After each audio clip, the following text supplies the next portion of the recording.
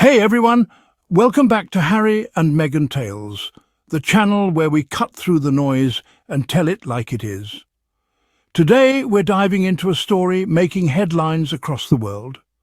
The royal rift between Prince Harry and King Charles. According to People magazine, the two are emotionally worlds apart and the clock is ticking. The palace says the problem is trust. But let me ask you something. Who broke the trust first? Let's get into it. The story of King Charles III and his younger son Prince Harry, Duke of Sussex, is one that continues to tug at the heartstrings of observers worldwide.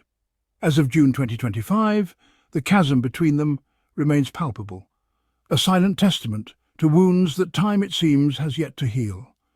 This is not merely a disagreement between a father and son. It is a rift that reverberates through the very foundations of the modern monarchy. For Harry, the journey has been one of seeking independence and a voice, a path that has inadvertently led him further from the familial fold he once knew so intimately. For Charles, now shouldering the immense responsibilities of the crown, the situation presents a profound personal sorrow intertwined with the institutional demands of his role. Friends close to both men speak of a deep, underlying affection that has been tragically overshadowed by misunderstanding and hurt. The path to this point has been paved with moments of miscommunication, perceived betrayals, and actions taken by both sides that have only served to deepen the divide. The world watches, hoping for a reconciliation, yet understanding that the journey back to each other is fraught with obstacles, both personal and institutional. The physical separation between King Charles in the United Kingdom and Prince Harry in California serves as a stark visual metaphor for their emotional divide. In early 2025, while Charles attended to his royal duties, Harry was often seen pursuing his own ventures on the American West Coast. These parallel lives, lived out on different continents, underscore the diverging paths they have chosen. The king's schedule, meticulously planned and executed, rarely showed signs of accommodating a private, heartfelt reunion. Meanwhile, Harry's life in Montecito, California, paints a picture of a man striving to build a new identity away from the constraints of royal protocol. Each public statement, each new project seems to subtly reinforce the message that he is forging his own destiny, even if that means navigating the complexities of his royal heritage from afar. While Harry has often expressed a desire for his children to know their grandfather and their royal relatives, the practicalities of bridging this gap appear increasingly challenging. Trust, once broken, is an incredibly difficult thing to rebuild, especially when the fractures occur under the intense scrutiny of the global media. For both King Charles and Prince Harry, the concept of trust has become a central, painful theme in their ongoing estrangement. From Charles's perspective, Harry's public revelations constituted a breach of the implicit understanding of privacy and discretion that has long governed royal conduct. For Harry, trust was eroded over time, stemming from a feeling of being unsupported and at times unprotected by the institution his family represents. The differing views on trust are not just about past actions, they also colour any potential future interactions. Rebuilding this fragile bridge requires more than just time. It necessitates a mutual willingness to be vulnerable, to acknowledge past hurts, and to commit to a new way of communicating. Section 4. Whispers and Walls. Harry's voice, Charles's reticence. Prince Harry has not been silent about his desire for reconciliation, albeit on terms that he feels honour his experiences and protect his family. In his own words, he has often expressed love for his father and brother, stating a hope for genuine private apologies and accountability. These public declarations, however, have often been met with a resounding silence or carefully curated statements from Buckingham Palace. Insiders suggest that King Charles is deeply wounded by the public nature of Harry's grievances. His approach, typical of the institution he now leads, tends towards quiet resolution, or often allowing issues to fade from public discourse rather than engaging directly.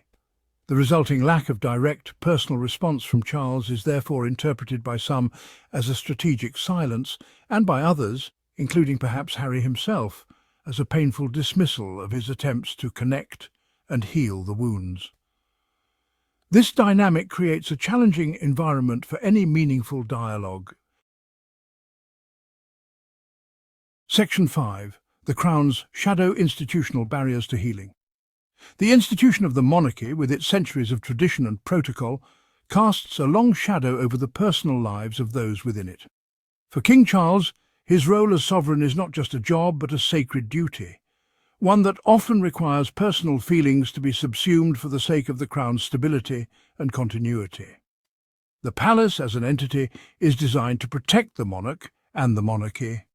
In this environment, Harry's public expressions of hurt and his calls for accountability are often perceived as direct challenges to the system itself.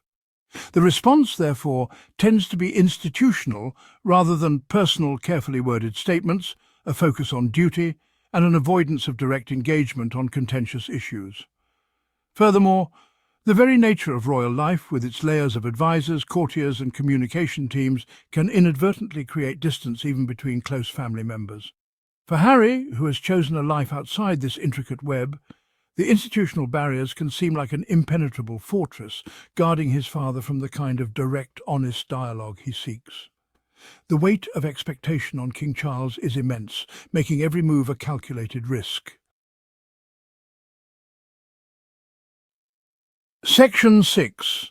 Reaching through the static, Harry's unwavering hope. Despite the formidable walls of silence and institutional protocol, Prince Harry has consistently signalled his desire for reconciliation. His public statements, while sometimes controversial, have often contained underlying messages of love for his family and a hope for eventual healing. He has spoken about wanting his children, Archie and Lilibet, to have a meaningful relationship with their grandfather and cousins in the UK. This persistent thread of hope, woven through his interviews and writings, suggests a deep-seated longing to mend the broken bonds.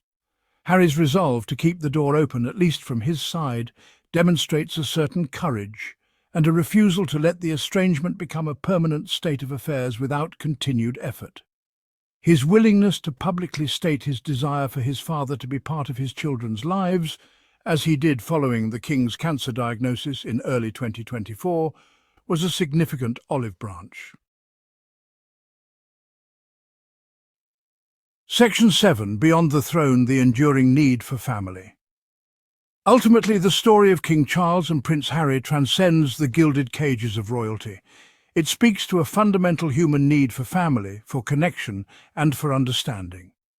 While the demands of the crown and the pursuit of an independent life have created a chasm, the underlying relationship of father and son remains, however strained. The hope, shared by many around the world, is that one day the personal connection can triumph over institutional reputation and the weight of past grievances.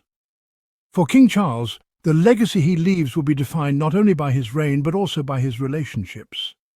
Finding a way to reconcile with his son, to bridge the gap that has caused so much public and private pain, would be a powerful testament to his character as both a monarch and a man. For Prince Harry, the courage to continue seeking connection despite the setbacks and the public scrutiny is admirable. The path to reconciliation is never easy, especially when wounds are deep and trust has been shattered. Here's the truth the palace won't admit. Harry isn't the problem. He's the proof that the old system, the one that buries emotion, protects abusers and shuns truth-tellers, is crumbling. And if King Charles really wants to be remembered as more than a monarch, if he wants to be remembered as a father, he knows what he needs to do. But until that happens, don't fall for the spin. Don't blame the son who spoke out. Blame the system that pushed him away. This has been Harry and Meghan Tales. I'm Adrian. Thanks for watching. Be sure to like, comment and subscribe, and tell us in the comments. Do you think King Charles will ever make the first move? Or is the palace too afraid of its own reflection? We'll see you next time.